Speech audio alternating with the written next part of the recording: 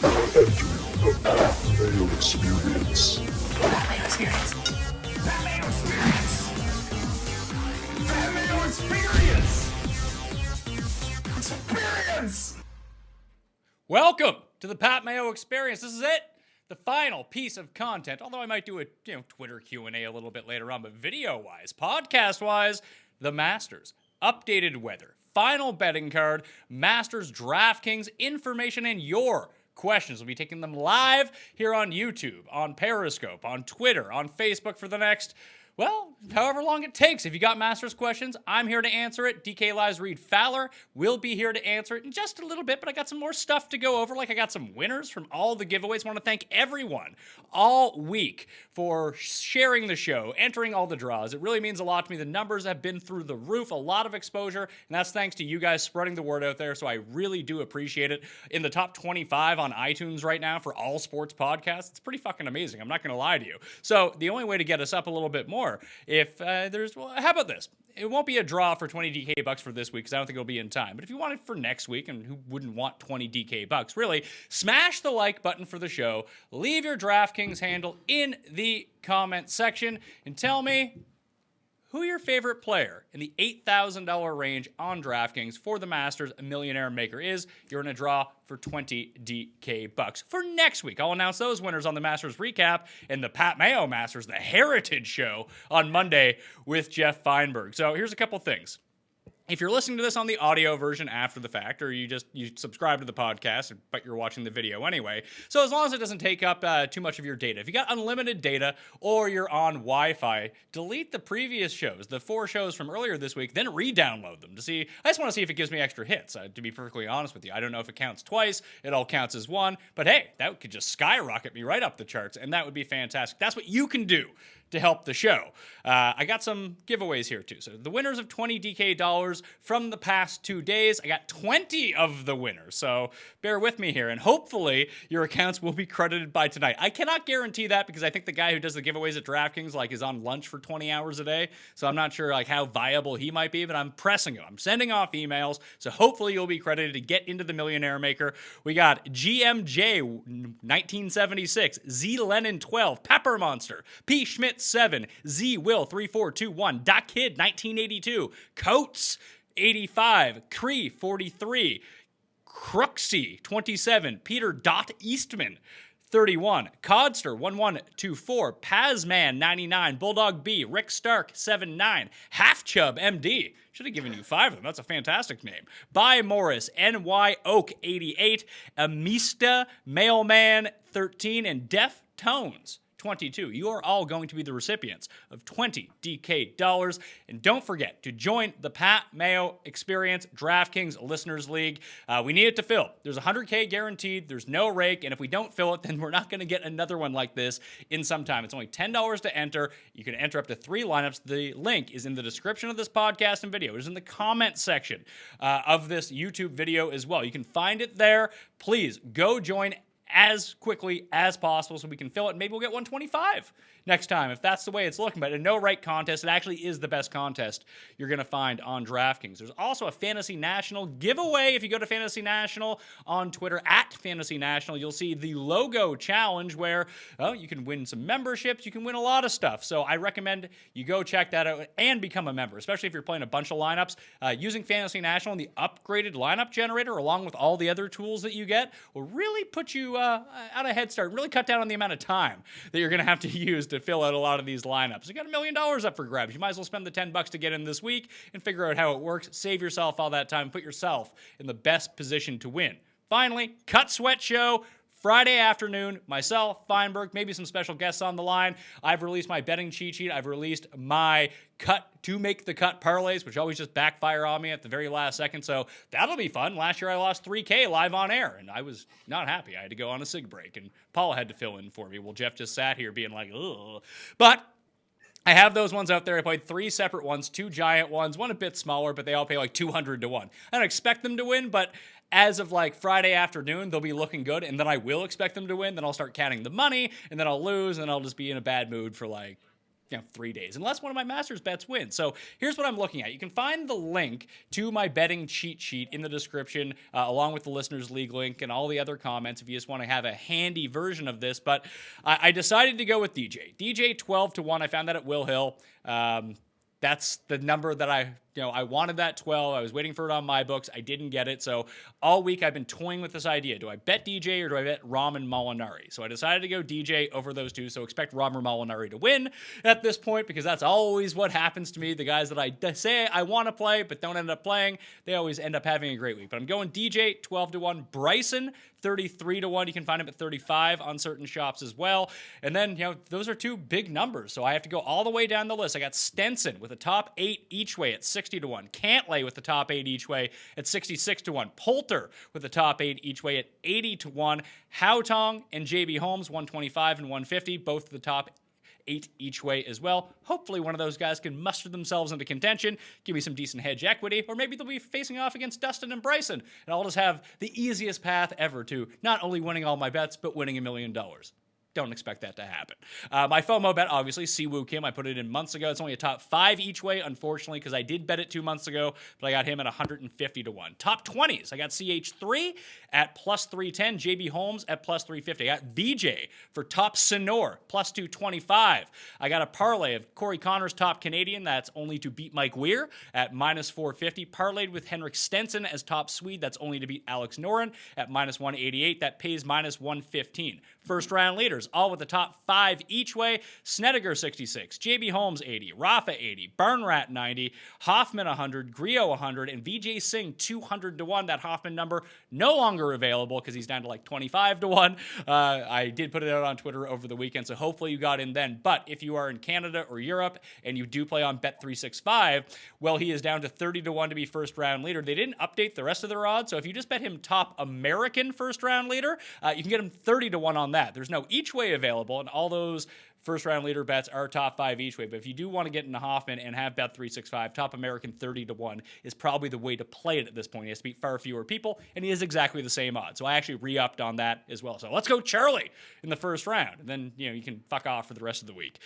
First, one and done, I got Dustin Johnson. Feinberg has Patrick Cantlay, and Cust has Brooks Koepka. That's where we stand as it pertains to the betting card. I just posted the link to the updated weather forecast in the chat right now, on the YouTube chat at least, so you can check that out. I'm using the Daniel Field. If you just want to search Daniel Field on windfinder.com, you can find everything as the week has gone along.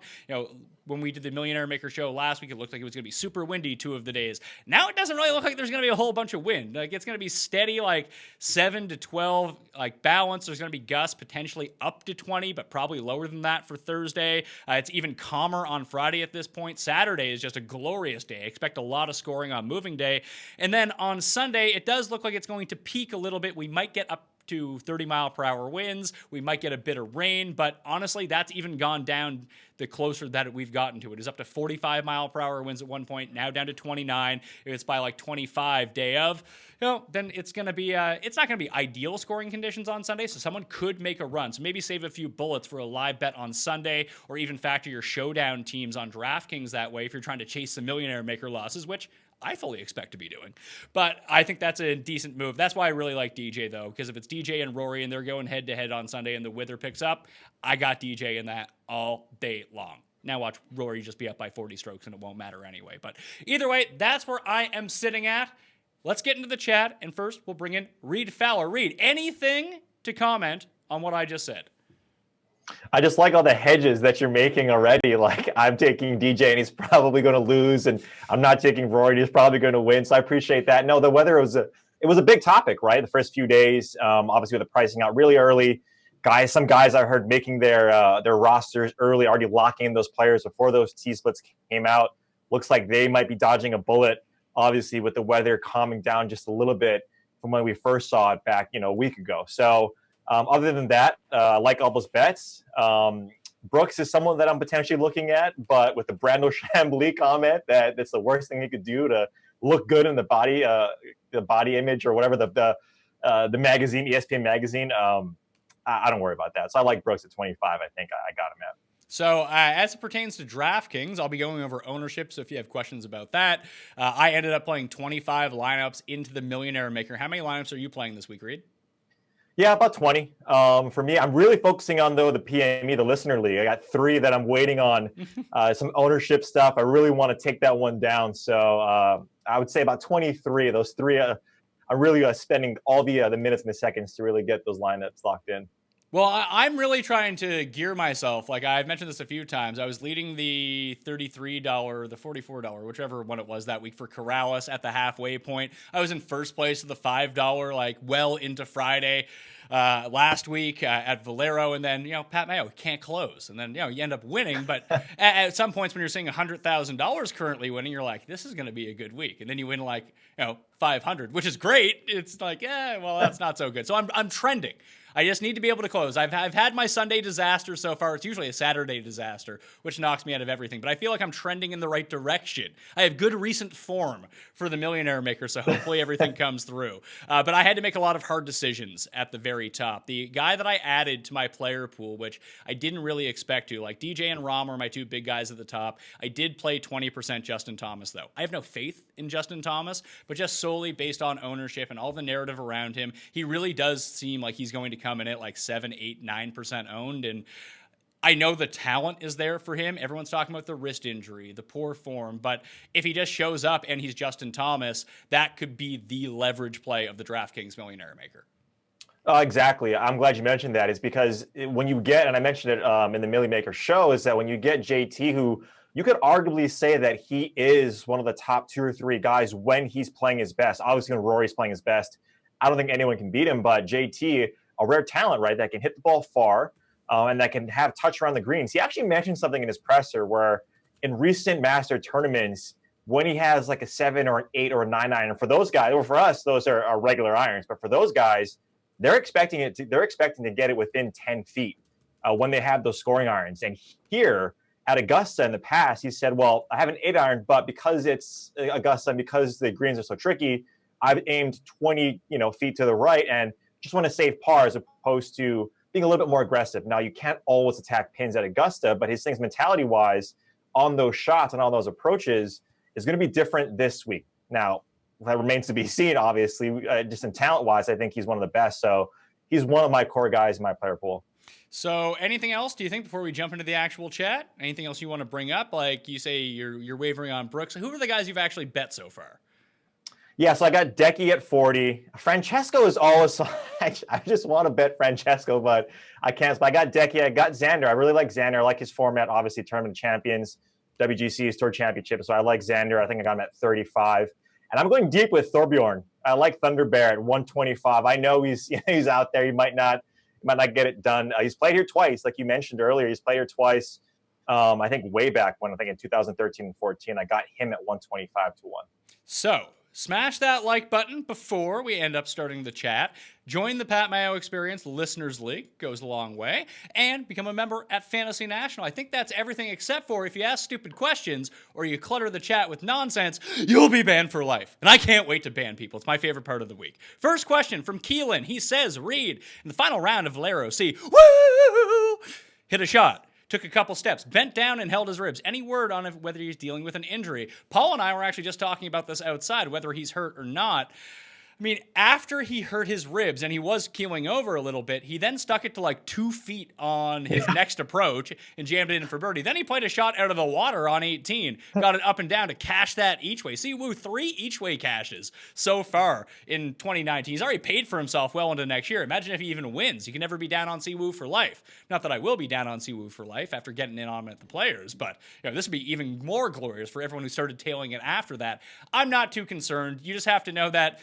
Is it going to be good Siwoo who shows up or bad Siwoo? I don't even know if injuries affect him whatsoever, but I wouldn't be surprised to see him win this tournament. I wouldn't be surprised to see him finish behind Larry Mize, put it that way. So you have to know what you're getting yourself into with Siwoo. I am playing him on DraftKings. I did bet him. I have him, I believe, in 3 of 25 lineups because he's not going to be super owned. So that's massively overweight to the field, double the exposure. So I'm good with Siwoo, but I understand why people don't want to play him.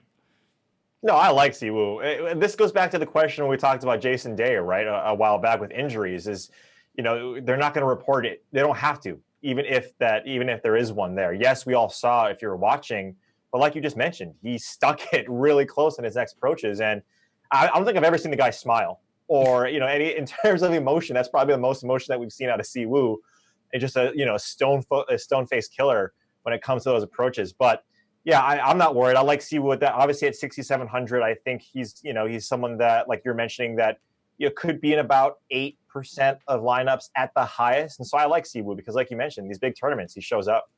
Next question comes from the captain, Captain Hansen 100, or 100, as they say en français. Any concerns with Rahm or Haotong teeing it off with Tiger? I don't. In fact, if there's like someone who might actually be more prepped to play with Tiger than anyone, it could be Haotong. I think people really overlook how much the Chinese media follows this guy around like 24/7. Yeah, same with Hideki, right? Hideki it's all the Japanese media that follow him around. But I mean, I think only the guys that probably get rattled with Tiger is like Rory and JT, right? Last time we saw those two guys with him, they just went completely the other way. So I'm not too worried about that. Next question. What do you think of Billy Ho as a pivot in the low $7,000 range? I am off Billy Horschel, although I spent all day watching like old Masters on the Golf Channel. They were showing one after another. It was fantastic. And I did see Billy Ho chip in on number 2. I think it was the year that Bubba Watson won the second time. So that's nice. At least he made the cut that year. I'm not really big on Billy Horschel. Everything he's been doing recently has just been all smoke and mirrors. And it really caught up to him at Valero last week because he was just riding this hot putter over and over and over. The putter goes away and boom, he misses the cut. He was one of the worst guys in the field. So if I'm going down in that range, you mentioned Olesen. I don't hate Olesen at all. I'm actually going to eat the chalk and play Charles Howell. I'm not playing any Keith Mitchell. I'm not playing any Kevin Kisner. So that's the chalky guy that I'm going down in that range. And then the other one, I'm going up a little bit to Matt Wallace at 7,100. And I'm a sucker. Reed, you know that about me. I'm taking some Brennan Grace at 71 as well. Was it Grace or Lowry who was the last guy out in your make the cut bet? It was Lowry. So I went back and looked at it. I was trying to think of it. This morning when I released all of it. So the last 2 years, Lowry was the one. He missed the cut on the number because he shot 42 on the first 9 on Friday. Missed the cut by 1 shot, fired a 79. And he was in like 7th place going into the round. It was stupid. Last year, Duffner dunks it on 15, the par 5, makes double bogey. But he was still fine at that point. Then he puts into a bunker on 17, and he was the last guy to actually make the cut on the parlay while we were watching the show. Can't get it up and down. Misses like a long putt on 18. He misses the cut on the number. So I can't even imagine what this parlay has in store for me this year. I'd almost rather lose it on day 1, to tell you the truth. Yeah, exactly. If we're going back to the question, that's a tough beat. Obviously, it's entertaining for us. Sorry to say that when you're on the Cut Sweat show and that happens, but obviously not for you. Keegan Bradley, I'm surprised that you weren't on your boy Keegan, that you have been quite some time. I think he garners some ownership. I think with his approaches, obviously when you look at putting, we talked about it, where Billy Horschel is the guy who putts. Keegan is a guy who can't, and that's something that can really hamper him. But I'm looking at him, and then like you're mentioning, going up, Brandt Snedeker at 7,200. I think that when you have a guy who has all that experience here, who's tasted what it's like to get in that final group, get in that final 5, top 5, and then have it slip away, I think he's also someone I'm looking at as well. So next question, is the right to left ball flight narrative overblown? On one hand, supports Rory, Reid, Spieth's success. Then there's Jack Nicklaus, who played a left to right shot and won 6 times. I think there's something to it. I think that's why you see that left-handers have an unbelievable amount of success at Augusta. But I think it's just about shot shaping and the way that you actually see the ball off the tee box. That's why I do think it correlates so well with Riviera, only because that's this very similar angles and very similar, just slight dog legs that you're going to see, and the length of the hole. So I'm not really factoring in all that much. I remember I picked on Keimer one year because that's not his shot shape and just turned out so disastrously for me. Plus, they've gotten rid of a lot of the trees over the years. And just based on the way that you have to bomb the ball out there to have easier shots, it's just, I'd rather have the distance over having the shot shape. Yeah, you're not fading DJ because he hits a left to right ball 330 yards, right? Yeah. No, yeah, I get it. Like, I get that that's a narrative, right? And that's what you have to think of it as. Like, it's a narrative. Do you think that Sergio, when he won and naming his kid after Azalea, and then goes out and shoots 15 on one of those holes, it's like, yeah, there's a narrative there, but are you playing too much into it? It's like last week when we played the Australian and Texas golfers. Are you playing too much into it? So take it with a grain of salt, but I'm not fading the guys that hit a left to right shot, because guess what? That's a lot of golfers on the PGA Tour, especially a lot of top guys like Brooks, like Finau, like Dustin. These guys hit a mile and they want that fade so they can put it in the fairway. So I'm not worried about that. David asks, what first timer has the best shot to place inside the top 10? I believe the only first timer I played in any of my lineups is Matt Wallace. I like his distance. I like his par 5 scoring, and I just think he's underrated as a player. I think that he can show up here and play well in his first trip. Yeah, I'm with you on that. I think Keith Mitchell is someone that is probably going to miss that cut by a little bit. That cut to make this question, not necessarily the cut, and he could, but he, again, listening to his presser, is his first time. He was a little nervous just walking on the driving range. So how much of that is going to be amplified when he gets off the first tee on Thursday? So I'm going to say Matt Wallace as well. And it turns out when I was watching his interview, he looks just like Dunbar from The Challenge, and that's never a good thing. Although Dunbar finally did get his win, he then went and did porn, and now I think that he's a conservative talk show host. So that's what Dunbar's up to, in case you were wondering. Billy B, if you max out a small price GPP 20 entries, how many players should be in your player pool? I think that's dependent on you, how aggressive you want to get. I always try to live by the strategy, and I know when guests have come on the show and they've talked about their approach, these are guys that lose a lot some weeks but win massively other weeks, that you want to be as aggressive and as tight as possible. If you want to use 20 players in a 20 pool and have a real core of like 5-6 guys, I think that's the way you should play it. Yeah, I mean, there's no rule of thumb, like you mentioned. It's really preference. I mean, if there is an arbitrary number out there, I'd say like a 20% of your core players. So maybe if you were, doing the mass multi, it's going to be like 20 guys in your core. But you want to sprinkle, right? You want to sprinkle, especially at this tournament. You want to get the guys a 6 of 6 in the tournament as a basis, but then you need these guys to place. You need these guys to be in the top 10, because 6 of 6 is not going to get it done for you. So I would say, to your point, make it as tight as possible. And so I got about 12 or 10 that I have right now. I'm probably going to whittle that down by the end of the day. But if I'm doing a 20 entry, I'm probably going to be around 15 to 20. All right, Chris, did seeing DJ being paired with the human sloth, Bryson DeChambeau, give you hesitation about playing him? Absolutely not. Considering that my first 2 bets and only bets below 50 to 1 are Bryson and DJ, I'm hoping that they vibe well off each other here and just go run away from the pack. Yeah, if it was Brooks, I'd be worried. And he'd do like his, I have to take a piss. I'm just going to wait in the bathroom and be on the clock. But no, I think DJ, I think his mentality, I think just his disposition actually works well with that, because he probably doesn't care how long it takes. Scott asks, how is weather going to affect Thursday, Friday, and Saturday plays? I don't see a substantial advantage really at this moment of any sort of draw bias, so I'm not playing it. Yeah, neither am I. So I wouldn't worry about it. If you keep up to date on the weather, maybe Saturday changes. We're obviously not going to know that now. I think it would pertain more to if you found head-to-head matchups in the live betting market that were, instead of like 2 balls, you just found normal head-to-heads like name versus name, and they were going off at different times. Maybe you could capitalize on a tee draw, and maybe if there is a weather advantage, that DraftKings Showdown contest, then you could gear your lineups towards that. But in the overall millionaire maker and constructing lineups for the week, or even making bets before the tournament, there's nothing that really stands out to me that I see being a significant advantage. So Billy B, does RCB make some sense here? I hope so, because I ended up talking myself into RCB. He's played really well at the courses that are a bit longer and really poorly at the courses that are a bit shorter, which is just really weird for Rafa Cabrera-Bello, considering he's not the biggest bomber out there, but the long irons have been super sharp. His par 3 scoring on the longer par 3s has been really good too. The short game hasn't quite been there. He was riding a hot putter for a while, but I don't think a lot of people are going to be using Rafa all that much, and he makes a ton of birdies, and he scores really well on par 4s. That's really key for me. So I threw him into my player pool. He's $7,500. I believe if I bring it up, I think I have him in 25% of lineup. So let's go Rafa Cabrera-Bello, and I bet him to be first-round leader too.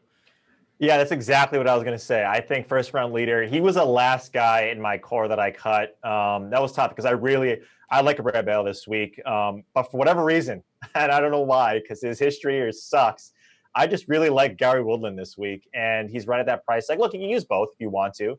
But I like RCB a little bit more for first-round leader. If you just look at his numbers in round ones, they just pop, right? He's that guy that we see at these major tournaments really pop in these first couple of days, especially the first day, and he just can't necessarily close it out. So I got him for first round leader, but that's about it.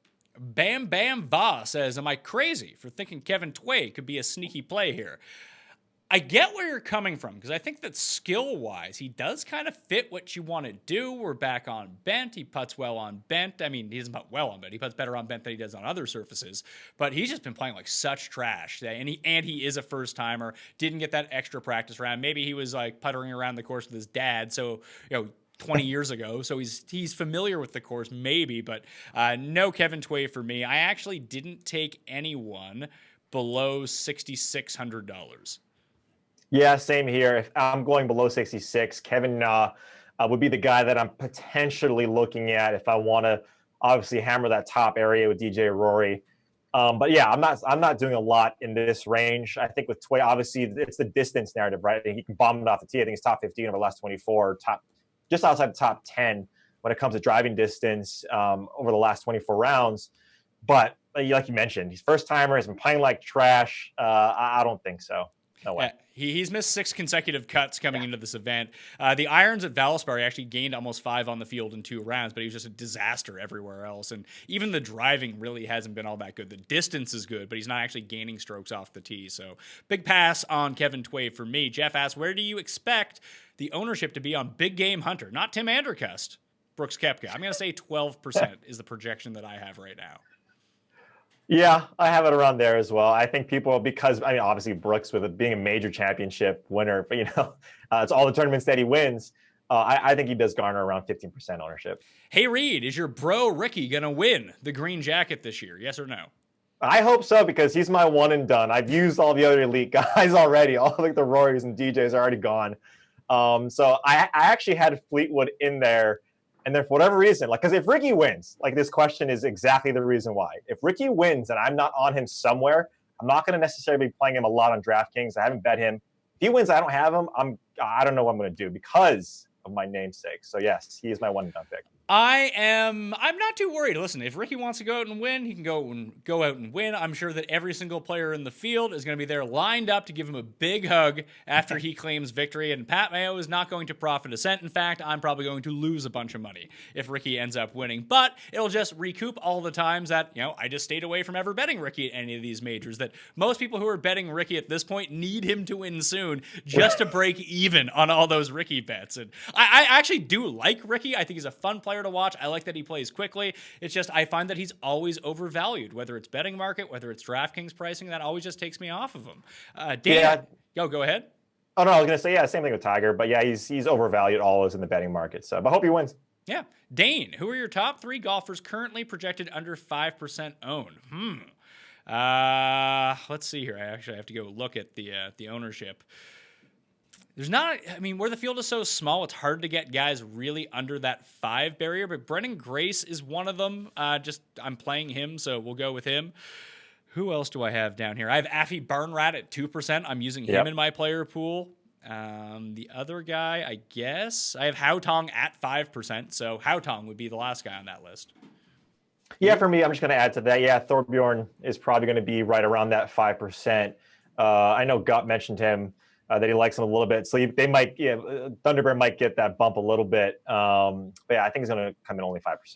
Andrew says, Thunderbear, Thorbjorn Olesen has a pivot off the low 7, seems to be playing pretty well in majors and WGCs over the past 5 years. Immaculate short game, too, has made the cut his last 2 appearances at the Masters. I don't hate him whatsoever. You talk about last cuts from the player pool. I really had to decide, who do I want to go with here? Do I want to go with Grace or do I want to go with Olesen? Olesen might be the play, but I can't get what Grace did at match play out of my mind, really coming out of that group, beating Dustin, beating Hideki, and then faltering. But I just like the way that Grace is trending at the Masters over the past few years. This was never a good spot for him, but here we are. I like Grace more than I like Olesen, and that was the pivot that I went with. But obviously, you like Olesen a lot. Yeah, for whatever reason, I don't know why the Dubai Classic, right, the Omega Dubai has a correlation with Augusta, but it does. We see it in Olesen came in, I think, top 10. I think it came around 7th. This past year at the Omega. So I think there's that correlation. But even then, if you look at what he's able to do, he kind of checks off the quote unquote boxes. I don't really like that analogy, but he does look at, when you look at the stats here, he does rate out nicely. Ball striking over the last, I think at the players, he was top 25 in ball striking. And that's really a course where you need to be hitting the ball and you need to be hitting your irons well. Same thing is here. If you're not going to be getting the distance like these DJs, you're going to have to gain strokes somewhere. And then through approach, Olesen is playing really nicely. And that's the thing, like you mentioned, you have to make some stands somewhere. And if it's Olesen, if it's Grace, if it's making these cuts of really good players, because we have the top 50 players and all these other guys that we know and that you and I and the other guys in the industry talk about quite a bit, you have to make those stances. I just like Olesen. He kept on popping in a lot of my models when I was looking at correlations over the past week or so. So I like him. Well, speaking of a decision and sticking to it, Kyle asks, is 55% Haotong too much Haotong? Probably, but listen, if you're feeling Haotong, I do like him this week. Yeah, go for it, man. If he can finish inside like the top 15, you are golden with that, with all those Haotong shares. Yeah, 55% Haotong. I didn't know they were going to be there ever. I like it. Like you mentioned, he is a guy that is long off the tee. Again, if you want to go on the statistics that we like, he is a guy that's sneaky long off the tee. And so I do like Haotong. 55% for me would be too much. You don't need to. But if he wins, like you mentioned, you're gonna be in the money. Matt, any update on Siwoo after holding his ribs? We addressed that right off the hop, so you can rewind and go check that out. Steve, quick question. Is there any MDF this week? No, there is no MDF at the majors, so no need to be concerned about that. Hopefully we can get like the top 59 into the cut, because it's top 50 in ties and then anyone within 10 strokes of the lead. So, I mean, the make the cut parlay looks a lot better if there's no one running away with it, because it can really save your ass big time. If someone's like T57, but they're only like 9 shots off the lead, then you're golden. That's why, I mean, I don't play a lot of make the cut parlays. In fact, I don't play any of them at any other tournament, but I think that this one is specifically designed to give you the best odds. I'm just greedy and try to juice up the parlays too much. If you only want to play like 5 people and make it like 3-1, that's probably a really good bet if you were looking at it. Chris, we all know why to play Rory this week. What are the reasons not to play him besides ownership? The price comes into it. It's a tough bet because his odds are so low. I think that ownership does play a key, and if you have to make that decision between Rory and Dustin, I've leaned Dustin in this spot. You're getting better odds, you're getting better value, and you're getting very similar form and history coming in. Plus, that pressure, extra pressure of Rory trying to win the career Grand Slam, that'll weigh on him at some points. We've seen where Dustin's sort of steady Eddie at the Masters. He never really contends, but he's like, he's been top 10 the last 3 years here, that he's just kind of lingering around the leaderboard. It just takes one of those hot rounds for him to get going. Rory has been kind of the opposite. He's been very much in the mix and then just absolutely implodes. It doesn't seem like Dustin has that 80 in him, where we've seen Rory make an 80 on the weekend at the Masters and then have to go out with Jeff, whatever his name is, in the last group, the pace setter guy. He's played with him. So that would be my reasoning behind it. If you want to play Rory, go nuts with Rory.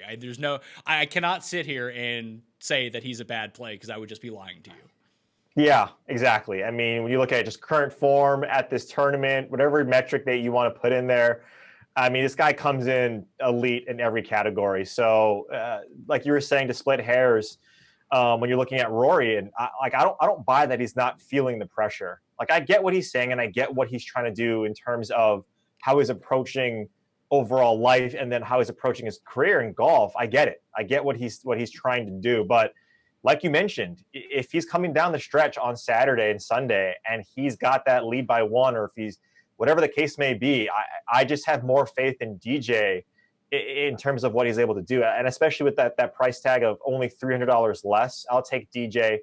And then it just becomes a preference, right? Where do you think this narrative is going to go? If you like Rory, like you mentioned, you got to play him.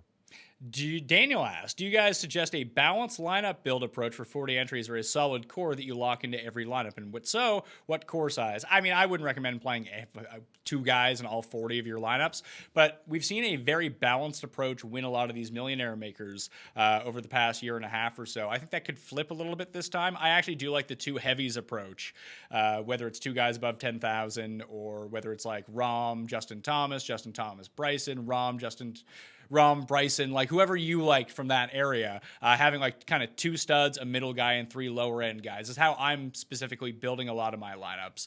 If you wanted to start in the $9,000 range, you just leave the favorites are such big favorites this time around, and I know you can make a case for a lot of these guys in order to win. I'm not saying that the guys inside the top 6 are going to win, but not having access to those with a lineup build would worry me if I was building 40 lineups. Yeah, and the pricing this time around too isn't as soft as it usually is. We see a lot of guys. You see it right there, right? 6 guys in that 10K and above. you don't want to miss out on one of those guys. And like you mentioned, right, I think that one of 6 of those guys is going to be in contention. Like obviously going to garner some ownership, whether it's going to be on Jay Rose, whether it's going to be on Thomas, DJ, whatever the case may be. But to your point, I think that when we look at this tournament, and again, I'm probably beating the drum here, you're going to be able to take off a lot of guys, the first timers, the old timers. I just, like you mentioned, would not want to miss out on the Rorys, the DJs, even the Rahms. Like I'm fading Rahm, and that's a tough thing because Rahm does set up nicely here. But I wouldn't want to go balanced here and miss out on one of those guys. Justin J says John Daly for the win. Now he's trying to be funny because John Daly's not playing, but he spelled Daly wrong. So he's going to get banned for life. Take that, Justin J. Justin. Jerk. If I'm making 25 lineups, do I need to make a stand with either Day or Koepka, or does it make sense to have both? I mean, if you like them both, you should use them both. I'm using neither of them, and I'm playing 25 lineups, so that's just all based on preference. If you like both of them, play both of them. You don't have to make a decision on them. Like, you have to make a decision, really, realistically, on Rory versus Dustin, because they're the 2 most expensive guys. It's hard to make a lineup with those 2 guys in them. You could easily play Brooks and Day together. Yeah, exactly. And if you want to go contrarian, right? If you're going Kuchar and you're eating the chalk on the 30 to 25 to 30%, then getting Koepka and Day, who are probably going to come in, like we mentioned, 15 or maybe even less percentage-wise, those are 2 really good players. Obviously, major winners, guys that can hit the ball, that can win in these big tournaments. You're going to be contrarian there, so I don't mind it at all. Love the show as always. This is from DFS Tavern. Where do you feel the best range to pivot off a chalky player is? Because the top looks balanced. There's some very chalky, low-price guys. I think it's the low-price guys. It sucks trying to fade Hoffman because he looks like he's going to be a super good play. Maybe you can go with him, but like the Kisners, the Keith Mitchells, I've decided to make a stand of fading Charlie and using Charles Howell III. But if you want to fade Charles Howell, I think you're always better off fading the lower-price guys just because there's a reason that they're the lower-price guys. They're not as safe as the players at the top. So that's where I would make a pivot stand if you were going to do it. Exactly. Cut equity is so important in this tournament. We haven't mentioned him yet, but JB Holmes is another guy that 6,800, right? He's going to garner some ownership, not as much though, obviously, as Hoffman and some of these other guys like Charles Howell. But fading those guys is a lot better. And they're always pivoting towards talent, right? We always talk about it. Some guys fill out the stat sheet like the Keegans, like the Luke Lists, and sometimes they don't necessarily come through. Not saying that they're not talented, but I always like pivoting towards talented guys as opposed to just guys who fill out the stat sheet.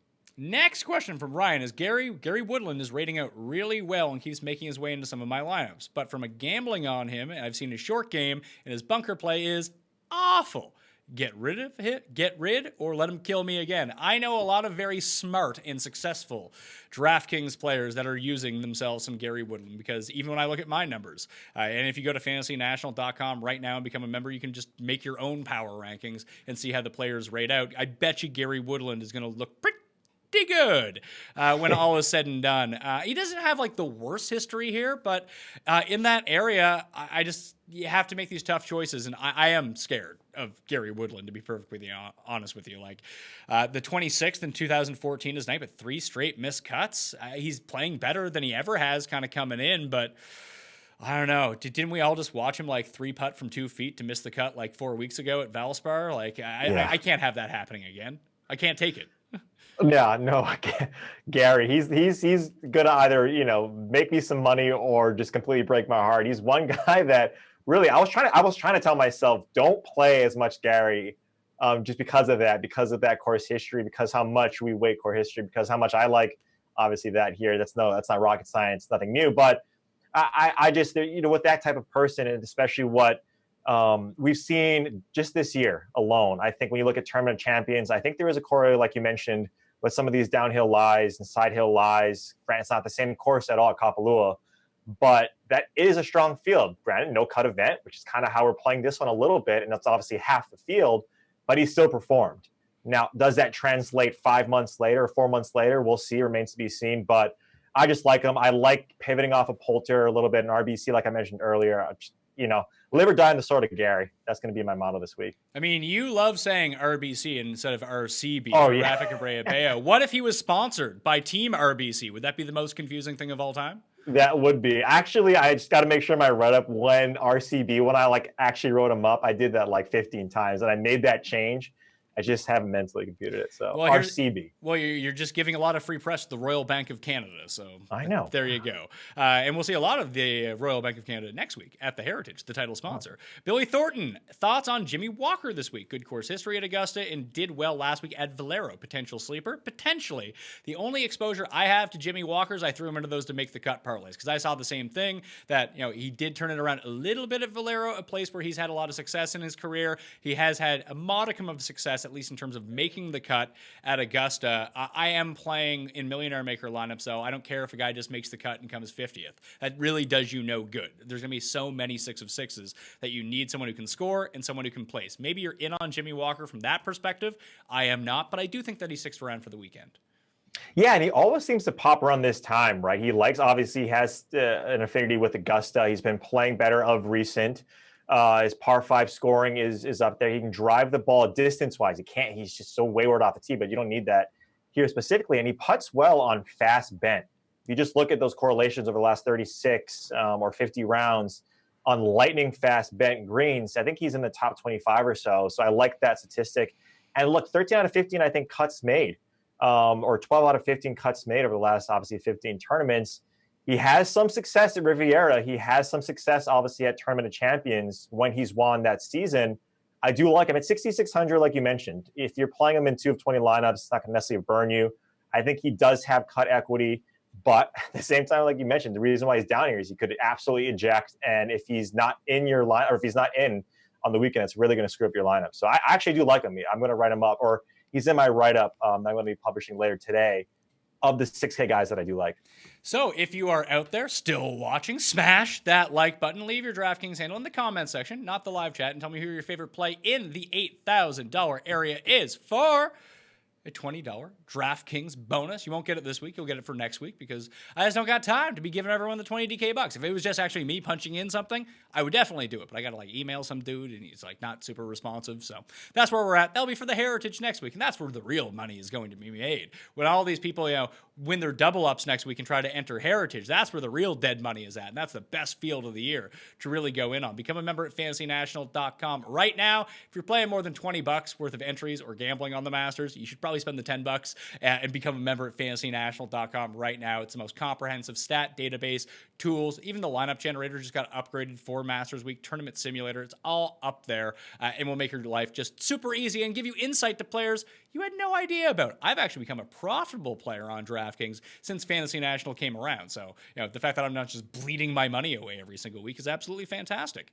What do you think is going to be the most popular build this week, Reid? Stars and scrubs or balance? Because I think it's going to be a star, a guy in the 9K range, and then balance in the 7s. So I think the most popular lineup that you're looking at could be, it starts with Rory or Tiger. I'll say Tiger, Fowler, Hideki, Kuchar, and then Charles Howell, Charlie Hoffman. I bet you that's the most duped lineup off the top of my head. Yeah, right. And then probably the even more casual might sub Decky for like Spieth, which might be silly, or not might be, it will be silly. Yeah, I think that's the case. Again, when you have this type of tournament, more casual people come through and they're just going to look at these names. And especially if they don't have Fantasy National, they're going to look at those names and the price tag and say, well, why is a guy like Spieth, who I've seen all the time, way more cheaper than DJ and Rory and Ricky and all those guys? So if I had to sub one of those guys out, it would be Decky for Spieth. Devin, I'm only playing one lineup. Do you recommend playing stars and scrubs? DJ, then mixing someone like Kim in, or balance like Fleetwood, Day, Casey type of play? You can go either way. You only have the one lineup, and you need all 6 of your guys to basically finish inside the top 10. So try to construct it to that best way possible. You're not really worried about ownership. You're not worried. I guess you could worry about duplications, but both ways that you've said that you'd construct this, like DJ Si Woo, or if you want to go JB Holmes or whoever in terms of ownership. But that balanced approach, especially with Day in it, is one that likely will not be duplicated, even if you use all $50,000 of your salary cap. Yeah, and especially here, especially at the Masters, any construction really is going to be something that passes the eye test. So I personally would, like we mentioned in that last question, would rather go a little like Starsy and Scrubsy guy type of lineup, but balance isn't going to hurt you. Do you like Snedeker as a first-round leader or a DraftKings play also? He was one of my final cuts from DraftKings, so I didn't use him, but I did bet him as first-round leader. If it was going to be windier, like it was like 4 days ago in the forecast, I really would have liked Snedeker. But he's fine. The ball striking was top-notch at the Players' Championship. I do worry about his lack of distance off the tee, but he always performs really well around the greens and on these super fast greens. So I think that he's like in play, but you can't pick everyone. Right, exactly. And he's surprisingly just outside the top 25 in strokes gained Power 5 as well. If those irons aren't hitting, he's number one around the green over the last 24 rounds. So again, you got to take that with a grain of salt, because if you're gaining a lot of strokes around the green, that means your approaches aren't necessarily firing. So I like him. I mentioned him earlier in our show at 7,200 as a pivot in that lower range. So DraftKings play for me. Mark, if Connors plus Weir both miss the cut, does it count as a tie or a loss for top Canadian? No. It would just be based on whatever score they were at when they missed the cut. So if Weir is like plus 7,000 and Corey Connors is plus 4 and he misses the cut, plus 4 would trump the plus 7,000 and he would still win. Corey says Mayo equals fraud. Oh no. Corey equals banned for life. But he might be right. I am a fraud because I say I have losing picks, but maybe I really have the winning picks. Who knows? Michael, love the show. Uh-oh, Michael got jumped in the chat, so we'll have to go back and find it. Love the show, Pat and Reid. He burns me every time, but do I play Jason Day at 28-1? Too good to pass up, right? Plays well at Augusta, and if he gets back to earlier form, I'm in. Thoughts? I'm fading Day. I'm not betting him. I just decided to bet Bryson and play Bryson in that area. Yeah, I think that's too tough. I think there's just still some question marks with Day, so I'm out as well. Mike Weir is due to have his worst round ever. Okay, thanks. Hey, Pat, sorry, KJ didn't pay off your top 20 bet, but he did make the cut, which is technically all I said he'd do. He helped me take 32nd in the PME Open. Thanks for the shout-out last week. Not a problem. It's the tizzle. He had a really poor Sunday. That really sunk KJ. So Mike says, PME, I love you. I love you too, Mike. Thanks for showing up. Smash the like button, too. Tom, does DJ worry you playing with Bryson and Day? No. I'm torn on Hao Tong Lee this week. What are your thoughts on him? I bet him to win. I'm using him in my player pool. He's a gas can, but I like that he's playing with Tiger. He might get some extra momentum on the go. I love his length. I love his par 5 scoring. I like that he performed well at match play, and he even grinded out, like, not a good finish last week at Valero, but he played well enough all week, and he wasn't making any putts. Maybe that changes this time around. And he did play pretty well at the Masters last year, Reid. Yeah, and just look at where he's at. I mean, against those guys in that price range, you have Pepperell, who's absolute fire on Twitter, but he doesn't garner a lot of trust at the Masters, obviously. And then just look at going down the Fitzpatrick's. And if you look at this price range, Hao Tong is someone that is just talent-wise is better than these guys. So I absolutely agree with that. Sergio or Cantlay, if you had to pick one? I would pick Cantlay. Ooh, I'll go Sergio. Okay. And I mean, to know, you know what's really funny? That you and I made that bet on last week's show. You said you wanted Carlos Ortiz. I said that Corey Connors was the play. I turned out to be right about that and then didn't play him in a DraftKings lineup or bet him. Yeah, I saw that. I was like, and Carlos Ortiz came out like guns hot. Like you got like a -1 or -2 on like the first 3 holes. I'm like, yeah, I got this. And then obviously Corey Connors comes out and wins. He was getting the early publicity too by the Golf Channel. I didn't like that. Just getting that bump, but yeah, don't worry. I know when you're going to be in town, but I got you covered. All right, good. You can pay me off then. And it's funny because I had him as first round leader as well. And then he was on pace to become first round leader. And then he did the same thing that he did on Sunday where it's like, oh, double bogey, bogey, bogey. It's like, fuck off, Corey Connors. I couldn't have been more right about Corey Connors, yet profit nothing off of it except for like $20 from you. Yeah, exactly. That's like the cuss, right? When he doesn't bet on someone, they do well. And then when he does, they don't. Yeah, that was impressive. He made every single putt, which we usually don't see. No, that's why team no putt. Put it this way, it was encouraging to see because that means Luke List has a shot somewhere at some point over the next 10 years of winning a tournament if the putter gets hot. Boban asks, history tells us a class act will win, but JB and Snedeker are massive win-only prices on Betfair.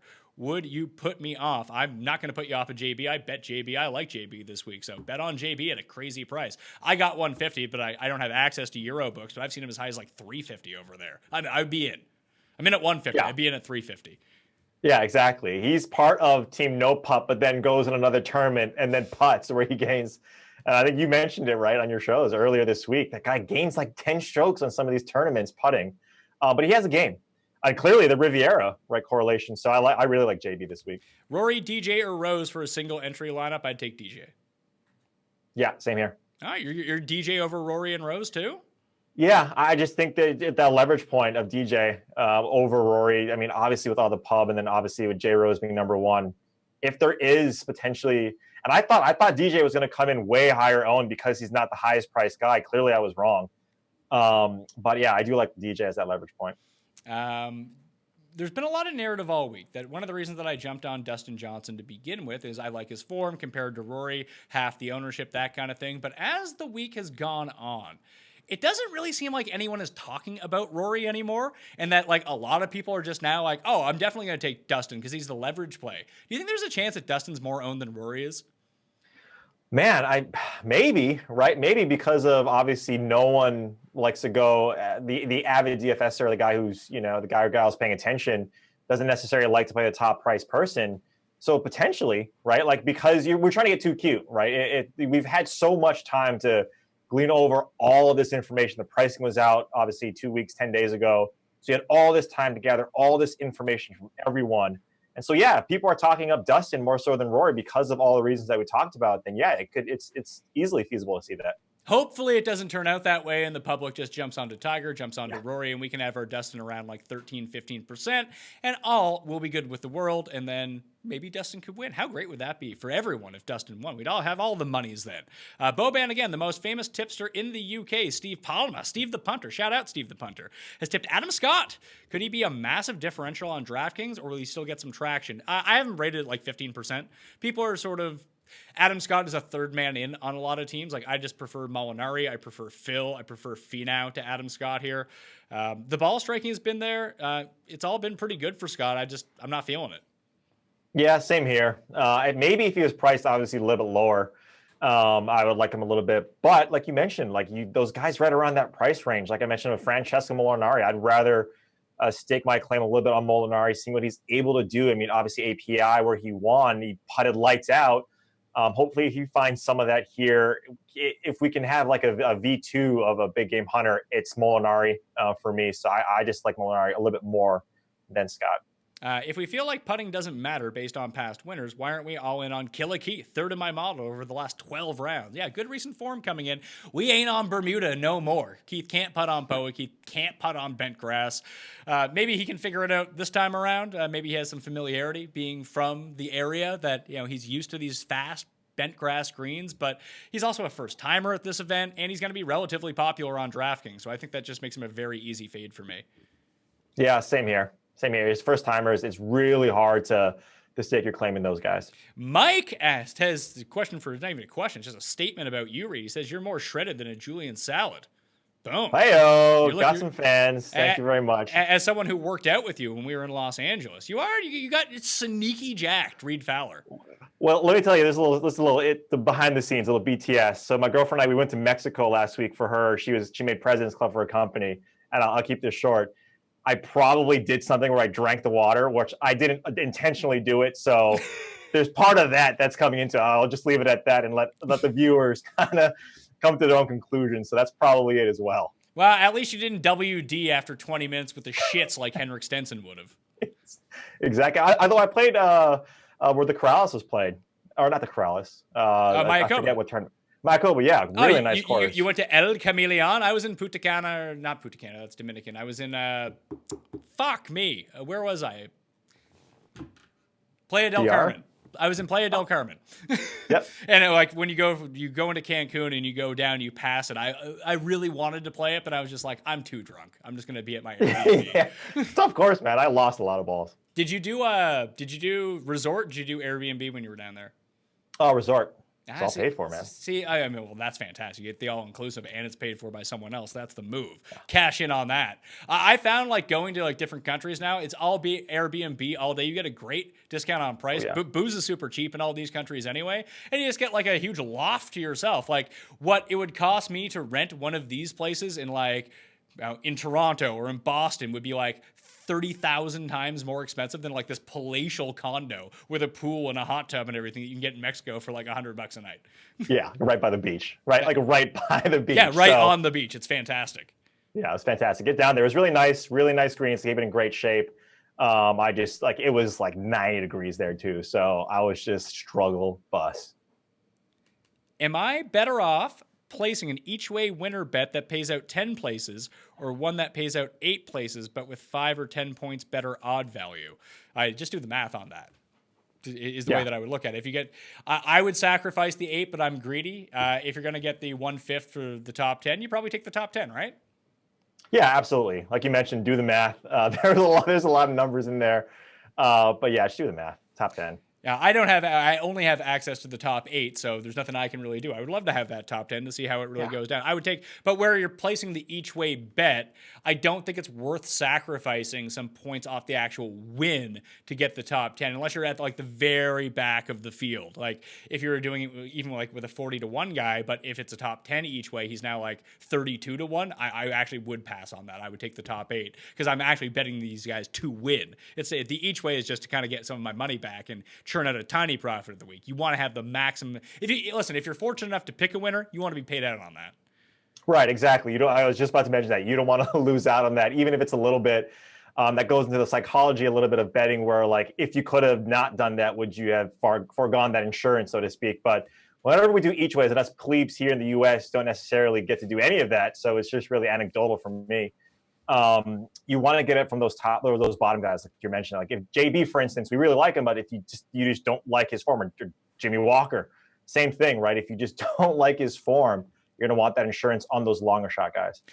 Tiger Woods, 14. I don't know if that's the actual Tiger Woods. I hope it is. If it is, please retweet the show. We could use the extra views. But best stats to look at on Fantasy National this week. I think that strokes gained ball striking, strokes gained par 5, and then mixing in course history with strokes gained total into the mixed condition model, and fast/bent grass green putting as well. Those were the things that I threw into my mixed condition model to spit out the results. And guess who it gave me? It gave me Dustin Johnson. Paul Casey was number 2 in that, by the way. Yeah, the only thing I would add to my mixed model is just a little bit more deeper dive, I would say, in terms of Augusta. Is a par 5 scoring at Augusta over like the last 50 rounds. That's just something I want to take a look at specifically here because that kind of factors in the greens as well. So that's the only thing I would add on the mixed model. Scott asks, chances that Biergarten can top 20. I'll put it at 10%. Ooh. Yeah, I would say 10%. But like I said, I didn't like him last week. Missed a cut, absolutely ejected. I think he shot like 10 over. But it would be interesting. I mean, it's a longer course, and he doesn't necessarily do good on long courses. But I like him a little bit more here than I did last week. So yeah, I would say 10-15%. Travis asks, Pat, love the Masters coverage over the past week. I love you, Travis. Thank you for tuning in. And if you're a subscriber to the podcast, go delete all the old episodes, then re-download them for double the downloads. I got to be pushing like Bill Simmons to the top of these charts, and that's a way I think I can rig the system for it to work. So I need your help with that on the audio podcast front. You know, like I said, I can't be good and like by actually doing good work. I need to scam the system, Reed. That's how I work here. Oh, so much value. Mad props to you, Mad props to you. Skipping the $10,000 player range is a bad idea this week. Thinking of starting lineups with Fleetwood, Day, and Bryson. I don't hate that approach. I just don't think that you need to do that. But if you're committed to those 3 guys, but let's say you like Tiger better, play Tiger. If you like Justin Rose better, play Justin Rose. It's partially the fault of all of us that we talk about like the weather biases and ownership, but at some point, you're digging too much into this where, I need to have the most contrarian build. Just play the fucking players you like. That's the best advice I can give. Yeah, and then it also goes on the back end too, right? Because even if you do Koepka, Fleetwood, DeChambeau, for instance, guys are like that 9.2, 9.3, 9.5 range. That gives you 7,300 on average for your next 3 players. And so that also means that you like those guys a little bit more, right? Or that range a little bit more where you can play around with price tag. Like you mentioned, I don't think you need to do that. You're getting a little bit too cute there. I just think that win equity at the top is, it's heavy here with those guys, those top 6 guys. So I wouldn't skip it if I were you. Is Patrick Cantlay a good millionaire maker pick? I fucking hope so, because I got a ton of them, and I bet him to win. By the way, Spunky 3300 loves Scheifele. I don't know who the fuck that is, so I don't care. But a lot of people like Xander Scheifele this week. Yeah, I like him. Like I said, like I mentioned earlier, I like him. I like his form at some of these corollary courses. Last year, he got a 50th, obviously in his first time out, so he has that experience. can he win? I hope so, because I got him as a bet. But top 15, top 10, I could see that. Pat, who's in your to make the cut parlay? Well, I tweeted it out, so it's up there. I put it on Instagram, so it's up there. If you scroll down to the comment section or description of this video or podcast, the link to it is in there as well. So instead of reading off 14 names twice and then another 9 names, I just suggest you go check that out. It's down there. And smash the like button on the way out. Adam Scott, under a lineup. Okay. I don't think his final percentage ownership is going to be too high. It's like someone took those words and put them all out of order in a sentence. Figure it the fuck out, foot-tastic, you foot fetish fuck. But I think he's going to be like 14, 15%. I'm not playing him. I just kind of address that. Yeah, no, I like the response to the question. I'm in the same boat. I don't like Adam Scott this week. Justin Harding, good on Euro. Does that matter on Masters? That's from Richard. Super question, Richard. I'm not on Harding this week. When we look at his Euro numbers, it's not just Euro numbers. It's like Euro plus like Asian Tour numbers. And even the Euro Tour stops like in Kenya when he won, like no one was there. Like, he really beats up on weak fields. I don't hate him. He could be fine. We've seen South Africans come over and play really well at Augusta over the years. He's super cheap, but there's a reason the guy is 300 to 1. Yeah, and you got your boy Victor Hovland down there. Yeah, he's someone that, but hey, potentially, right? I mean, obviously he's an AM. He's a first time out here. He has that a little bit on his side, but I mean, why go down here at the 6,300 price range? That means to me that you're trying to fit in like a Rose DJ lineup or a Rory, Rose lineup. And I don't think you necessarily have to do that. Eric, does it make sense to go 100% on a chalky player to get leverage on the field? Refuse to fade him, but I don't want to match the field either. I mean, you could just go 50% and you'd probably be fine. I have a lot of issues committing 100% of lineups to one guy, although Leone does it every year at the Masters, and he does it for all the majors, and I believe he's locking in Dustin Johnson as his guy. I'm not 100% on that, but I know that's where he was leaning, and he did it 2 years ago with Sergio, played him in 100% of lineups, and came second in the Millionaire Maker. Now, a lot of that was a Kuchar hole-in-one on the 16th, and Thomas Peters, which really propelled him up, but you have to have the winner. If you can lock in the guy who's going to win, I suggest you do it. But that is the way that you want to play it with the chalkier players. You either match the field or go way overweight or completely fade. It's not just like dilly-dally around. Like if Kuchar's going to be 30%, playing 10% Kuchar really makes no sense. Yeah, it's all in or all out, right? Especially, like you mentioned, with Kuchar. I never go 100% for the same reason that I never just do like one. It's a little bit like the explanation is a little bit different, but the same reason why we've always talked about we don't just put one person if we're doing 20 lineups, because if that person does well, we want them on a couple of spots, right? The same goes for if the Sergio or if the DJ's, hopefully knock on wood, that doesn't happen to DJ, doesn't do well, then all of your lineups now, right, it's only potentially can get 5 to 6, and that's not what you can do here. In or out on Louis Oosthuizen? Out. Okay. Cameron Smith or Emiliano Grillo? I love Emiliano this week. I'm in on him.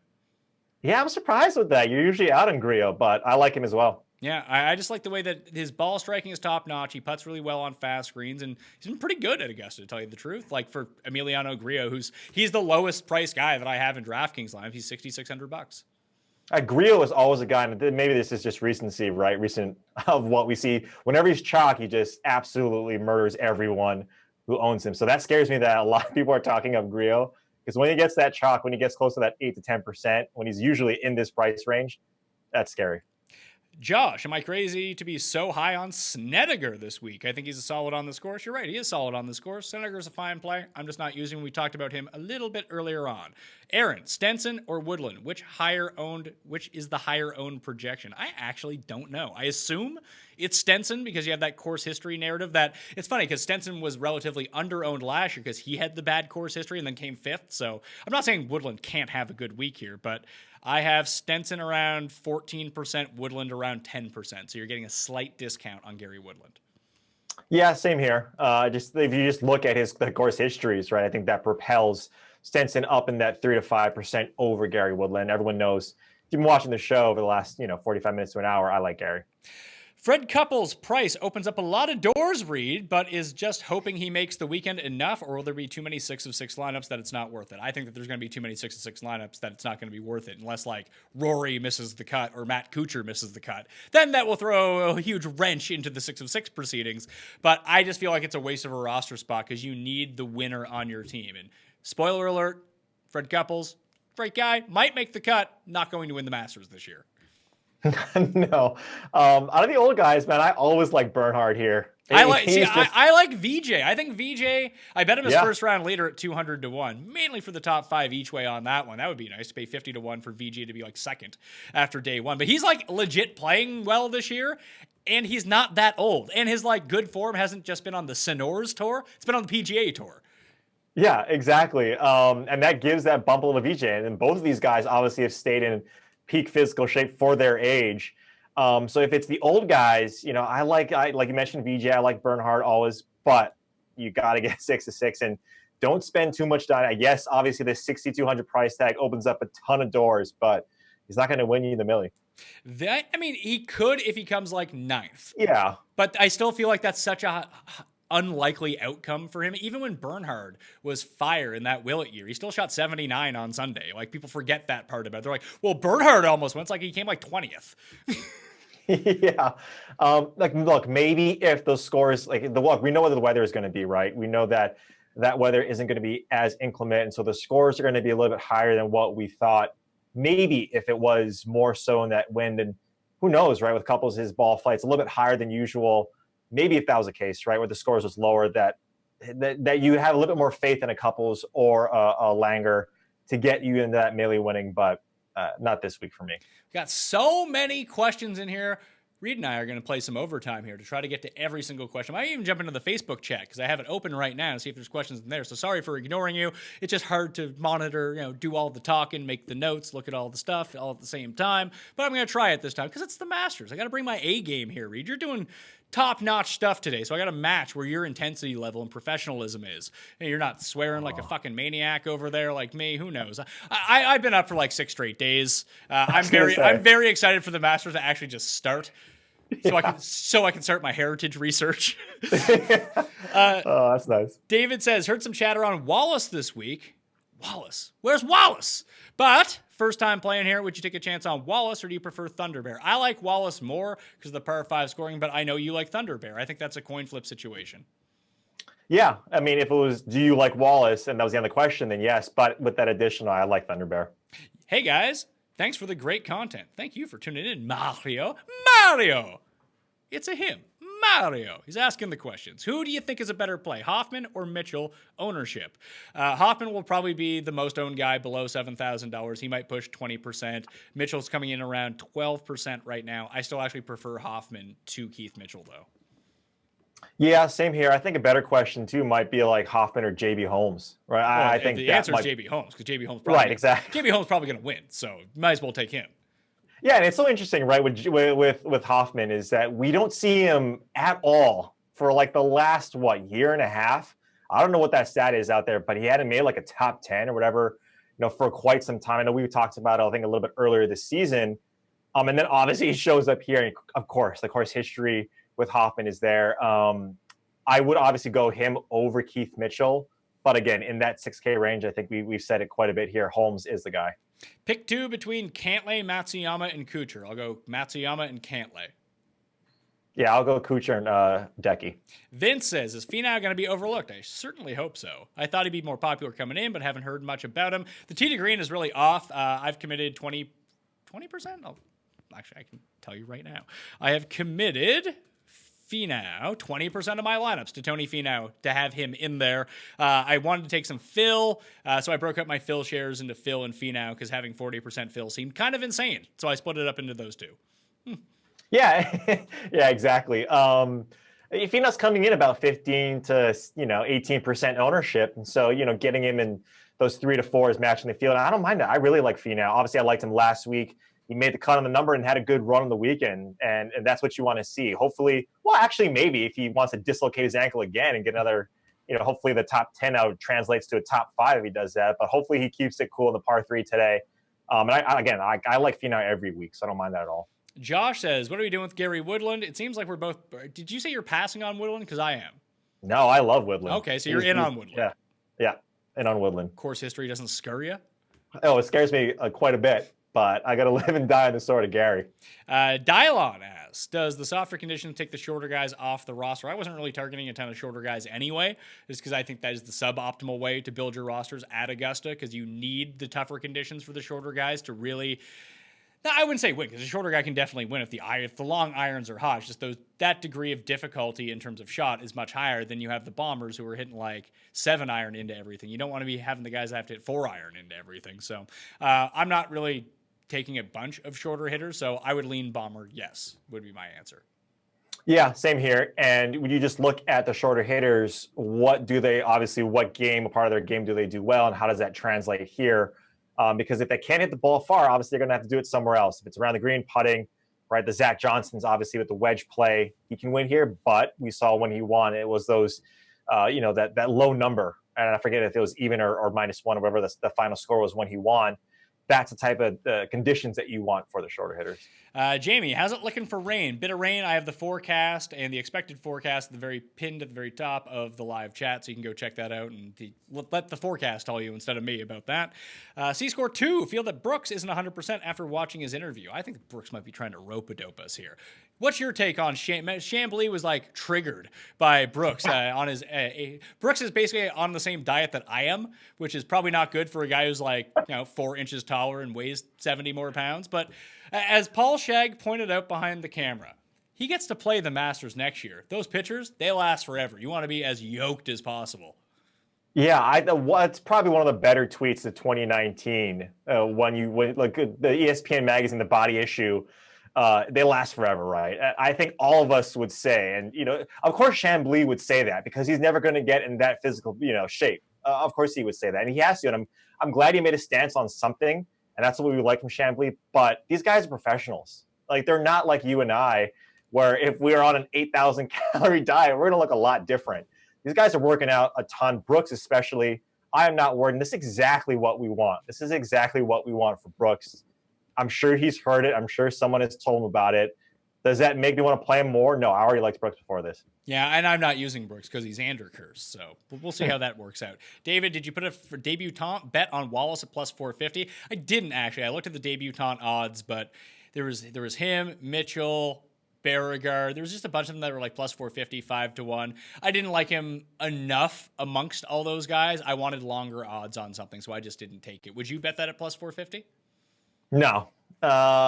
This is Pepperell's first time as well, right? Yeah, he was up at the top. I can bring up the odds right now if you want to hear them.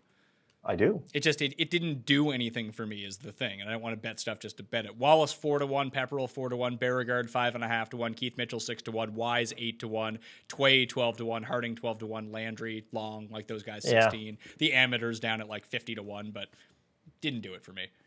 Nah, I mean, Wise is interesting, right? I did use Wise in 2 lineups. Of course. I mean, again, you go to talent, and obviously he's got talent. He has the ability to play well. He's already won on the PGA Tour last season at a course at Trinity Forest where a little bit more linksy, but you needed the driver, you needed distance. And so there's that correlation there with just using the driver.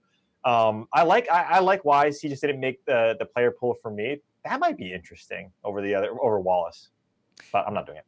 Justin, Ricky or Rahm or Tiger or Rose? I would take Ricky or Rahm, as Rahm is the only one of those 4 guys that I'm actually playing. Yeah, Ricky and Rahm. Okay. If the wind picks up, is JT in a bit of trouble with how high he hits the ball? I mean, is Rory in trouble? Is Jason Day in trouble? Is Dustin Johnson in trouble? Like, maybe. Or maybe he figures it out. I really hate that high ball narrative versus low ball narrative that just take the best guys. And now you're trying to project win that isn't even there at the moment. Like, let's calm down a little bit on this. It's just like this other question here. Any advantage on wave stacks or just pick and let it roll? I think this is a week to pick it and let it roll. And then if you want to play showdown or live bet, then you can look at the weather. But I'm just not seeing enough to tell me that, hey, you need to play guys from this wave or you need to play this certain skill set. Like, it's not telling me that. Yeah, and then the first round leader would probably be the only thing I would add if you want to play a weather draw. I think like you mentioned, the wind picks up a little bit. You tweeted this out, that picture of the forecast from Augusta Media, whatever that was, where it does show that the winds do pick up on Thursday in the afternoon, and the JT is there. I think he tees off at 146, and so he's there as well. And I'm not too worried about it. Hey, Pat, with Augusta not being a putter's paradise, wouldn't Keegan make a lot of sense here? I mean, technically, yeah, but he's just never played well at the Masters. And he's Keegan Bradley, so this can only go very poorly. Yeah, exactly. You hope, right? You hope he has a Corey Connors type weekend, and that he's in there if you're using him. I have him in some lineups. I just think that strokes gain approach, his irons, when he is one of the best with his irons, and that's why we love him. And that's why the models love him. He's number 2, I think, coming into this tournament over the last 24 rounds. So I'll be playing a little Keegan. I'll probably be burning some money with Keegan. Do you like Brendan Grace? Even if the weather holds up, I do. I'm still going to play him. Thoughts on Griot? The only thing I see is putting, and he's back on bent. Yeah, I'm in on Griot. We talked about Griot a little bit earlier on. Xander Schauffele ownership, Reed. What's your guess? And I'll tell you what my projection is. I'd say I got him at 12%. I got him at 13%, so that's pretty good. Yeah. Brandt Snedeker ownership. I'd say he's less. I'd say 8%. I got him at 10% right now. Okay. He is becoming one of the popular guys in the lower $7,000 range. It seems like chalky Charles Howell. People are now pivoting off of him onto Brandt Snedeker. So hopefully it opens up some ownership from Charles Howell, because I am using Charles Howell. Phil, if Ben Ann was playing, he would be top 10. I agree. Of course he would be. and then he would miss like 8. He would only make like 3 inches worth of putts for the week, yet still somehow shoot 3 under. And you'd be like, man, if you just made a couple 5-footers, Benny, you would have been looking pretty fucking good. Maybe he'll win Heritage. I hope he shows up. Yeah, exactly. What was the tournament? Like, what was the narrative last week that there's more incentive to win so they can get into the Masters? Like, if Ben Ann couldn't win that tournament, then obviously he doesn't deserve to be here right now. But having said that, approach game is solid with Benny Ann. Obviously, he would be someone that a lot of us like, and a lot of us would have liked here. Who doesn't love Ben Ann? I mean, the guy is the most. Yeah, I know. The guy is the most tilting player of all time. He's like the best player in the world, tee to green, and legitimately cannot make a putt. And I don't know if it's just the TV angle or whatever. He looks like he's like 6'4". I feel like Ben Ann is like a big guy too. I saw him. I saw him in Phoenix, and he's bigger than me. But everyone who's bigger than me, I just assume, is like 7 feet tall, because I'm not very big, and everyone's kind of bigger than me. Ben Ann height. Let's see. No, that's like 5'10". This is Ben on 'An, which is a hill in Scotland. It is 454 meters. So there you go. He's pretty giant. Yeah. Facebook chat. Let's try to knock some of these out of here right away, because I feel sorry for neglecting you. Thank you for tuning in on Facebook. That is where the cheat sheet and make the cut parlay lies, by the way. Facebook.com/thepme. A lot of info up there, and there's no color commentary because I don't even run it. So it's just a list of all the stuff that comes out. But I'm on it right now. Who is Anderkirst this week? Oh, you should go back and watch the fucking show, pal. Not helping you out there. This guy's telling me his favorite play. I don't care who your favorite play is. This chat is horrible.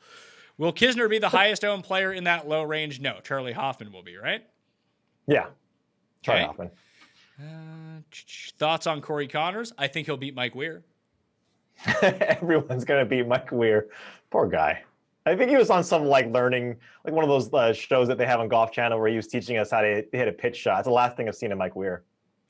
Sink is a great play if you have to dig really deep. I mean, if you had to dig really deep, you wouldn't have to go to Stewart Sink, thus not making him a fantastic play. Yeah, it's pretty sound logic there.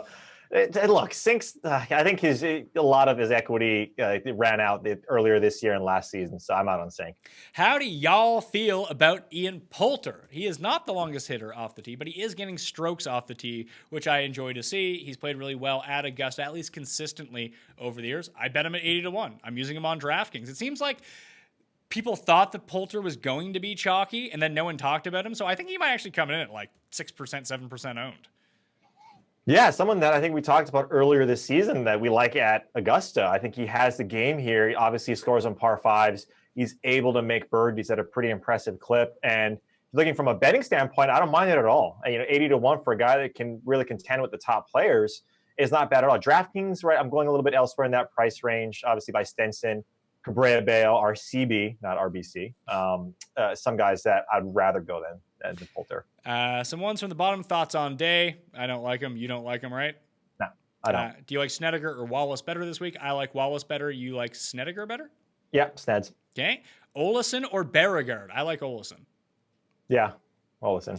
Brad asks, how many Molly maker lineups are you doing? I don't know if I take that much Molly, especially in that high of a dose of milligrams. I don't think I'm going to be submitting any lineups. I'm just going to be out hugging people and loving the world.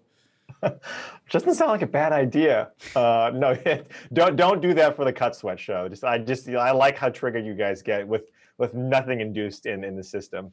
Thoughts on Hatton this week? Statistically, based on skill set, he actually rates out really well for me. It's just he's been playing so poorly, I can't pull the trigger. So yeah, same here. Snedeker in that price range just does it for me a little bit more than Hatton. Does this course fit Fleetwood's game? I would say yes. Yeah, I think a lot of courses fit Fleetwood's game. See, I wasn't going to bring this up unless someone asked, but RH says, thoughts on Marty Keimer. I used him in 2 lineups because I'm such a fucking sucker.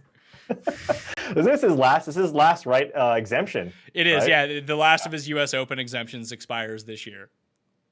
You can't get rid of Marty Keimer. Yeah, I guess, right? If you want to take a major winner in that price range, go for it, but I can't take him. He has made the cut here 6 of the past 7 years, yet he's only finished better than 30th once. That was 2 years ago. Yeah. Hopefully he doesn't. I like him as a player. Obviously, you like him as a player. He's done you well in the past, so I wouldn't mind him doing well this week. Yeah, one of the most profitable people I've ever bet on, Martin Keimer. So he has my love for life. Rory and DJ with a guy like Fred Couples, non-Millie-Maker 20 entry worth a chance. I would not do that, but that's me.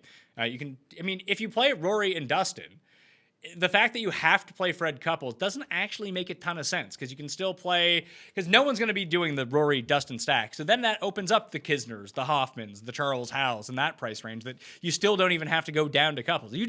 All you need to say is, I want to play Fred Couples. Here's my excuse. Just fucking play Fred Couples and lose. There, happy? Yeah. I found myself wanting to pivot to Walker. Thoughts on Jimmy Walker? There's a lot of Jimmy Walker talk. I'm not using him.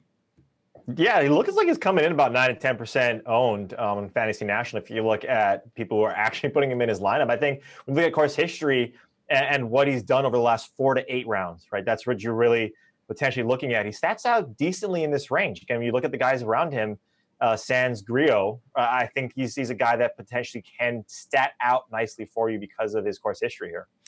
John asks, is JB Holmes still in your player pool this week? Not only is he in my player pool, he is my 3rd highest owned player on DraftKings. 40% exposure, JB!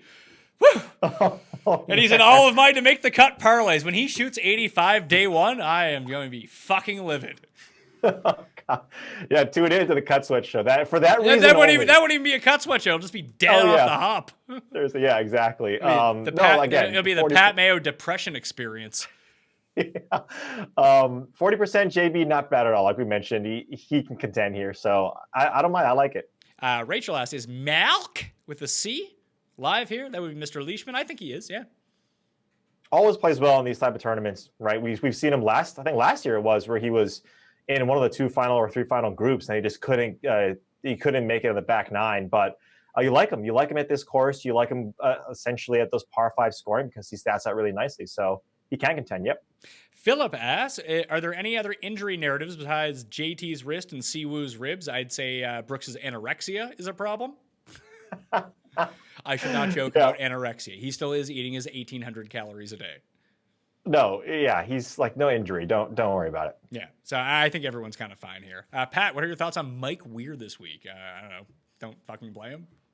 I will say my thoughts are that hopefully that there aren't too many Uber drivers on Saturday and Sunday at the Masters because he could really cash in on that surge pricing. He could make more on one ride worth of surge pricing than he's made on the PGA Tour over the past 5 years. All joking aside, wouldn't it be an extremely awkward situation if Friday, when he gets cut, and you want to leave Augusta, that it's in his car? It'd be nice. He could sign some memorabilia for you. He'd give you a picture. You'd probably leave him a nice tip. It'd be good news for him. Yeah, but that's weird. Like I said, it's no different than John Daly being at the Hooters across the street, signing people's gear. Yeah, that's true. I think Daly just would be a better conversation than Weir. Yeah, apparently you can pay John Daly $10 and you can go have a cig with him. I'd do that. Yeah, exactly. Let's see. Pick one, JB or Grillo. JB. Yeah, JB. Is leaving $1,500 to $2,000 too much? I think so. Yeah.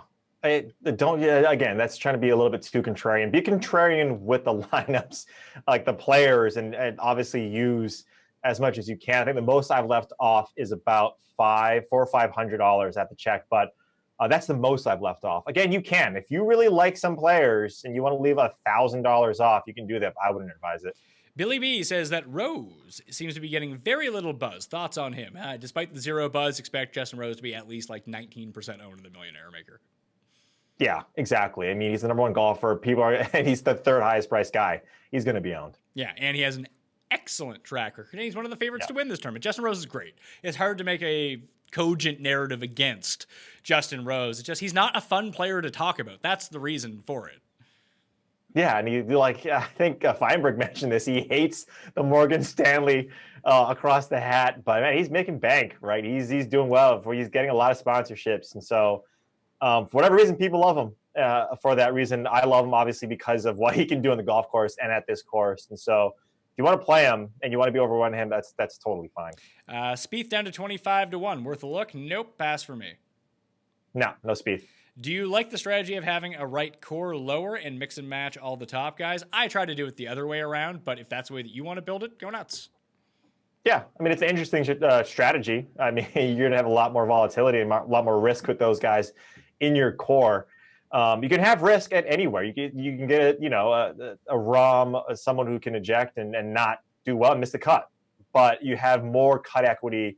We see it up at the top where these guys, especially here, that make the cut time and time and time again. So that's just insurance, more insurance for this tournament. How Tong 170-1. Am I crazy? Well, I bet I'm at 125, so you're getting a better number than I am. Yeah, not crazy at all. Should I use JB Holmes or see Woo Kim in my last spot? I'm using JB Holmes. Ooh, that's interesting. Yeah, I would use Holmes. Phil, always a wild card. But what are your thoughts over under 15% ownership? I actually think he's going to be like 6% owned. Yeah, I imagine it's Mickelson. I don't think there's any other Phil in this tournament. But yeah, he's coming in way under-owned for his course history. Florida swing, he never does well. And so you're not going to see those stats pop. Again, in that price range, there's other guys that a lot of people are going towards. So if you like Phil, I don't mind it. I don't like it just because there's a lot of guys I'd rather go to in that price range. We have another question from Papa Mario. He asked, do you think that Kuchar will hit 30% ownership? And are you guys fading him? I do think that he hits 30% ownership. And yes, I am fading him. Yeah, I try to fade Kuchar, but I can't. I think it's a nice spot for him. That 79. You got to be overweight on him, which is what I'm going to be with Kuchar. So I'm going to be playing Kuchar.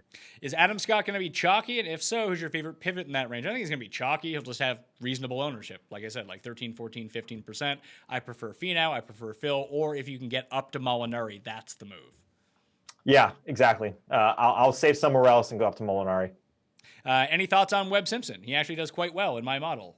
I don't have any thoughts about Webb Simpson. If he hadn't eagled back-to-back holes by chipping in from the middle of the fairway last year, he'd just be an absolute disaster at the Masters. Yeah, we're seeing the putting is really regressing. That scares me quite a bit with Webb. That's what we saw last year, man. He was putting lights out last year. I just don't like him for this tournament this week. Griot ranking out, good for me. Thoughts? We've already expanded. We both like Griot. Boban says, JB Holmes, first-round leader. Talk to me. I mean, did you read my first-round leader bets and then state them back to me? Because if so, you know that I like JB Holmes as first-round leader, and I like JB Holmes this week. Even though Kuchar is maker chalk, would it be bad just to lock him in? Seems like Casey was always millionaire maker winners. Yeah, listen, you can use Kuchar, and that's fine. And Kuchar has a good chance of winning. If you think so, use him. Absolutely. I'm just an idiot like this. This is why I lose all the time. But you can lock him in. You can do whatever you want with Kuchar. Play him. He's a good play. Go nuts. He's just not for me to play. Right. And just to elaborate on what you're saying is you're boxing out 35%. So or the other way. I get boxed out by 35%. Right. And that's the risk I'm willing to take. Right. And those are the other things you got to take stances on, right? Is like you got to be either or. You got to make a stand, especially with a guy like Kuchar at that price, or excuse me, that ownership tag. You have to be one or the other. You can't be in the middle. I like it. I think it's one of those where you can just kind of lock them in and go elsewhere and be differential elsewhere, which is really at this tournament what you're trying to look for. Bubba will either be in the top 5 or out in the parking lot chugging Natty Lights on Saturday. Lol. I don't think that was lol worthy, but it's all right. Do you like Bubba this week for the Millie? I'm actually on a hard fade of Bubba. I didn't use any Bubba. I didn't use any Spieth, and I went to Molinari in that range. Yeah, I have no feel on Bubba whatsoever. I hate his putting stroke. I know he can do it here, and you don't necessarily need to have a pretty putting stroke. But that popping putting stroke, I just never like it. And that doesn't correlate to his ability to win. Obviously, he does, and he can win here. But I'm just out on Bubba this week. David says, smash that like button. I agree with David. Smash that like button. And if you want to get into a draw for 20 DK dollars for next week, smash the like button, leave your DraftKings handle in the comment section, not the live chat, the comment section, along with your DK handle, and tell me who your favorite play in the $8,000 range is. Reed, if you had to answer who your favorite play in the $8,000 range is, who would it be? I'm gonna obviously Decky's my favorite, but I like Francesco Molinari at 8,600 as my favorite. If I'm not gonna go with the chalk with Decky in that 8K range. Well, we're on the same page. I guess I'll have to say Phil then. Phil will be my guy. I don't even believe that, but Molinari would be my guy. Do you play 3 balls at the Masters with no events in play? If so, how do you target who to play? I usually play it on day 2, and I watch the Masters and I watch the guys play and see who's striking the ball well. Yeah, and this coverage, what you tweeted out, is going to be a lot nicer than every other week, right? We're going to see a ton of coverage. So if you want to do that, this is the week to do it. Philip says, considering his place in Gup's one and done, if Cuss takes down the Millie Maker with a single bullet, does this signal the end of the Ander curse? I actually would say yes. That would be what we need to break the Ander curse. But this is classic Tim. He's in the money right now, and he's bragging about it in the one and done. Let's see where Tim ends up, all right? Because this happens to Tim a lot.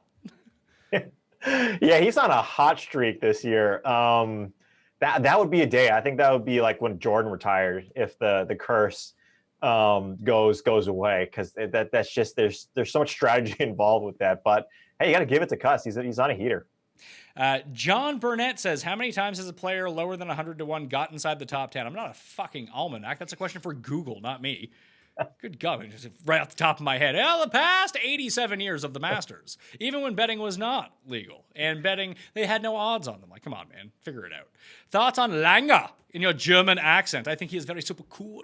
I think he is very sleek, but he is very old, and his face is very sun damaged. He looks like leather couch. He might be too old to win this time around. How do I follow that up?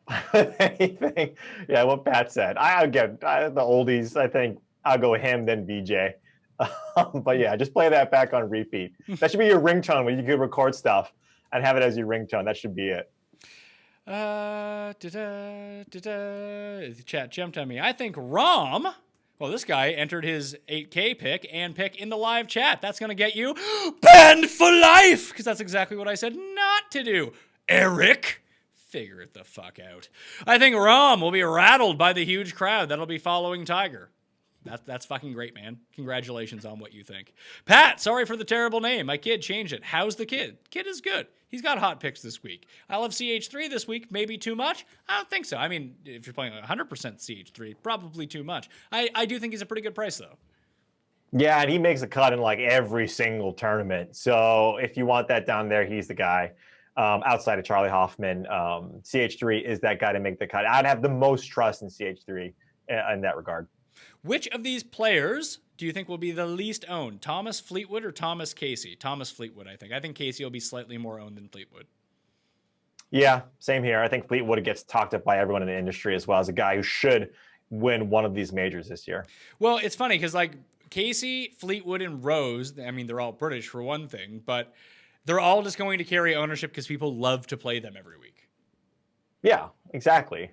Is it because of Fleetwood's hair? No, I don't think so. Not at all. He's a great player. I think he has the talent to win in a major. We've obviously seen him pop at the Open Championship. And so, yeah, of course. And look, Casey's won. He's won now back-to-back Valspars. He's won in recent history. So I think he does garner. And then obviously, like we mentioned earlier, Rose is a top player. Everyone knows who he is, even the casual golfers. So, yeah, I just think that Thomas, especially what we talked about at the top, I don't think he's going to be very highly owned. So he's going to be my favorite play and then that stack as well. We got a lot more questions here, Reed. Let's start banging through these, okay? Yep. Only $20 to spend. Do I use it on the Millie or multi-enter the $3, $5 GPP? I'd say just play 2 entries in the Pat Mayo Experience Open. Do that. Yep. Boom. Got it. Is Cantlay actually going to be low owned? He'll be like 11%, I think. Just Kuchar's there, Sergio's there, Stenson's there. He's not going to be as owned as those guys.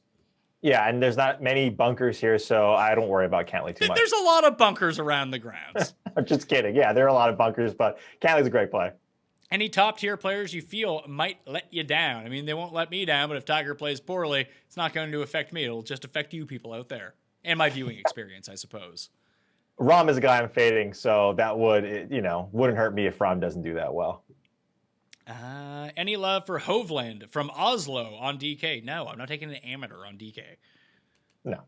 Do you think that the winning team will be without Rory or Dustin? Since I think Dustin's going to win, I do not, but odds are that one of those two guys will not be in the winning lineup just based on percentages. Yeah, exactly. We hope DJ wins, right? Because we got a lot of DJ. But yeah, I agree with you on that. Good. Now people out there, smash the like button for the episode. And if you're listening to the audio podcast or you're watching the video, because it's live and we're answering questions, but you do subscribe to the audio podcast, don't be afraid to download this one when it's on demand later on, but go back, delete the ones from earlier this week, and then re-download them and get twice the downloads. That's how you can help out the Pat Mayo Experience. If you tuned in to see who won the Million Maker tickets, that's back at the beginning. You can always watch this on demand all day. It's weird. I actually think the best information all week is actually given out in this show, despite the fact that the fewest amount of people watch this show. Yeah, because it's a culmination, right, of everything. I like to think it's because of me, but clearly it's not. It's the culmination of all the information, right? We have everything coming down to this one final point. And it's a time to get all of your questions that if you had that didn't get answered by you or Gup or all the guys that do great content out there for the last, week and a half or so. This is where you can get those questions answered. So watch it. Haven't heard a single tout mention Jimmy Walker. He's been brought up like 50,000 fucking times in this chat. He's not going to be He's not going to be a 1% owned Breck. I hate to tell you. No, we've mentioned him more in this chat than we have like in the last year and a half. I know. Thoughts on Cameron Smith? Fade. Yeah, fade. Burn. Oh my God. Oh no. Now people are talking amongst themselves. You talk amongst yourselves in the chat. You will be banned for life from the chat. Quit wasting my time. I'm trying to read off the questions here. I'm second guessing Brooks. Is the weight thing a big issue? No. No. I'm not playing him, but the weight issue is not why. Yeah, no, I'm playing him, but yeah. Weather update. It was off the top, and I put the links in there. What gives you any confidence in Cantlay? He has one win in 7 years. Well, I mean, he broke his back at some point, so he was off for 3 years. I think that he has a chance here, and he's not going to be super chalky here, Vince. I hate to tell you, but 66-1, good odds. He fits the profile, he fits the skill set, he fits the pedigree, and I just like him this week. You can get the hot putter rolling. He's played well at Riviera in the past, and despite the fact that he didn't play well with the players before that, he had been playing exceptionally well. He's getting better in majors. He's getting better at WGCs. The time could be now for the man who can't hit a sand shot.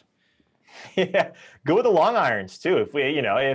If he doesn't necessarily want to put it out there, he has a distance, but he's good with the long irons. About 75 to 200, he's coming in pretty great form. So you like Cantlay, you like those irons, like you mentioned. So at that price tag, he's going to be able to fit in a lot of roster constructions, and he's even a solid bet, like you mentioned. So he's not a bad play at all. Joe Petta likes Finau and Matsuyama as a dark horse. Who is your dark horse? It's a weird question. I mean, Hideki and Finau is a fucking dark horse. Give me a break. Like, people are pretty hip to that. I don't think they're fooling anyone, considering that both their odds have plummeted this week. Hideki's down to like 25-1 now. Finau opened at 50. He's down to 40, 35 in some places. They're fine plays. I like them both. I put in a bet for Feinberg 40-1 on Hideki. So I like them both, but like to consider them a dark horse? No, thanks. Like JB Holmes is a dark horse. At least that's how I would consider the term dark horse, wouldn't you? Yeah, like Olesen for me, like even like Hirdesh is, those two guys I think are more dark horses than Finau and Hideki. The guys have been talked about quite a bit. Hideki number like top 3 in the world at one point. Nah, he's not a dark horse. CH3 too chalky? I don't think so. I'm using him. Yeah, I don't think so either. He will be too chalky, but it's not going to prevent me from using him. Right. Out on Louis, explain. I mean, do you need to explain? It's Louis. Yeah, and if he's not chipping in from every single place ever, he's not going to do well. So I know Ulrich's on Louis.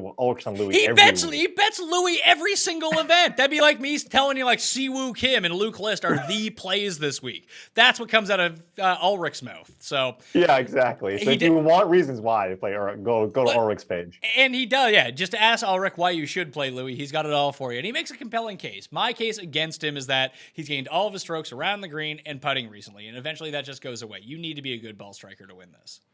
And especially because the weather's turning for the better, right?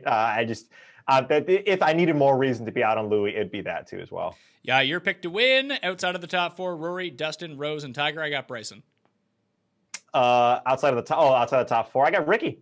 Oh, fun. That sounds like a lot of fun. He won't win. Langer and Couples, too cute for the make the cut parlay. I went VJ in them and left those two out because I thought they were too cute. I just don't have the same confidence in those two as I had in VJ, but I don't know. You can try it out if you like. Yeah, we talked about it. I like Langer, but like you mentioned, VJ's playing well against PGA Tour guys, so not a bad play for VJ. We have a Banned for Life question coming up. Is Ian Woosnam a good pivot play? Banned for life, pal. Go fuck yourself. Da Truth asks, what do you think of Xander Schauffele? He rates out really well. I'm just not digging him. Yeah, I like him. Go back in the show and listen to why I like him. Sergio or Rafa? I'm going Rafa. Yeah, Rafa. How do you rank your top 3 debutants? I'm only playing one. I'm playing Matt Wallace. That's it. So no need to rank the rest. Actually, no, I'm actually playing Aaron Wise too. So Wallace, then Aaron Wise. Right, and then everyone else and tie for number 3. Yeah. Who do you like better, Sediger or Wallace? Already answered that. Great chat. The Barn Rat. Affy's chances to win. Very low, but I do like Affy Barn Rat to come like top 20 this week. I wouldn't hate that. Yeah, I think he's lost some weight too. So hopefully he keeps it on the entire, or he keeps form for the entire weekend. Another guy plays in a lot of WGCs, plays in a lot of these tough tournaments, and then shows up a little bit in those tougher tournaments. And so, again, we're treating this like a no-cut event, which is essentially like a WGC. So I like the Barn Rat at his price tag. And he has played 2 of the past 3 years of the Master, made the cut both times, and came T15 one of those years. Thoughts on Papa Shugo, Imihara? I have none. No, great name, but no, not on the roster. Yeah, Papa Shugo is like an okay play in the $6,000 area at the Sony Open. We're at the Masters here, people. Like, come on. Siwoo ownership percentage. I actually don't know. I assume it's very low because it's Siwoo. 8%. There's no way he comes in that high. I will say that he'll be 5%. Yeah, he might get the Mayo bump, right? Because, and then clearly he was close. He was close to winning, which actually he really should have. Yeah, last I know. Week. Yeah, I know, Reed. I know he should have. Yeah, I was going to say, you probably know pretty well that he should have won last week. But look, he's a great player. And so, get him in your lineup. He's going to be that 5 to 8%. So you're going to be able to fit him in a lot of different lineup constructions. What are you, how much Reed do you have? None. I'm like the rest of the field. I have Reed projected at 2.5% ownership.